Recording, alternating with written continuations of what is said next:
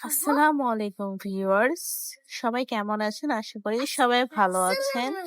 মিংস cooking এ আপনাদেরকে স্বাগত। আজকে দেখাবো বিফ ভুনা। খুব সহজ এবং একটু ইউনিক রেসিপি, যেখানে আমি গরম মশলা ইউজ করিনি।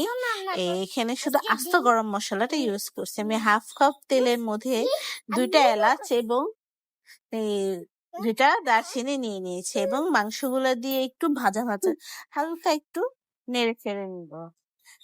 নেড়ে চেড়ে নেওয়ার পর আমি এটা ঢাকা দিয়ে ঢেকে রেখেছিলাম। তারপর আমি এখানে একটু লবণ দিয়ে দিচ্ছি। লবণ দিয়ে দেওয়ার পর আমি ভালো মতো এরকম নেড়ে চেড়ে নিব। এখানে আমি ভালো মতো নেড়ে চেড়ে নিব। তারপর আমি ঢাকা দিয়ে ঢেকে দিয়েছিলাম। তারপর আমি এখানে পেঁয়াজগুলো দিয়ে দিব।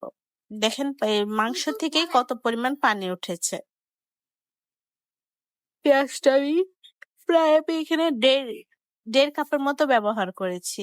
তারপর দিয়ে দিব হলো আদা রসুন বাটা 1 চা চামচ।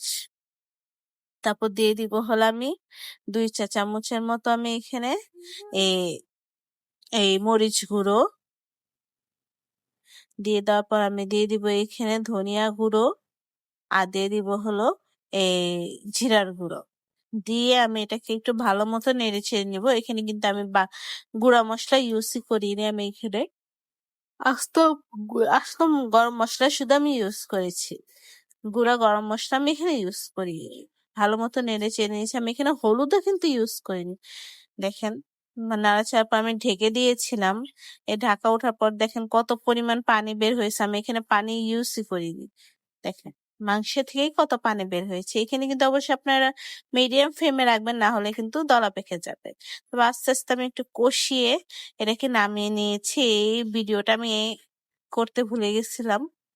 দেখেন কত সুন্দর এবং তেল উঠে গেছে এবং কত ইয়াম্মি লাগছে। আপনারা বাসায় সবাই একবার ট্রাই করবেন। এই বিফ ভুনাটা খেতে খুবই দারুণ এবং সুস্বাদু, এবং সাবস্ক্রাইব করতে কিন্তু ভুলবেন না অবশ্যই। আসসালাম।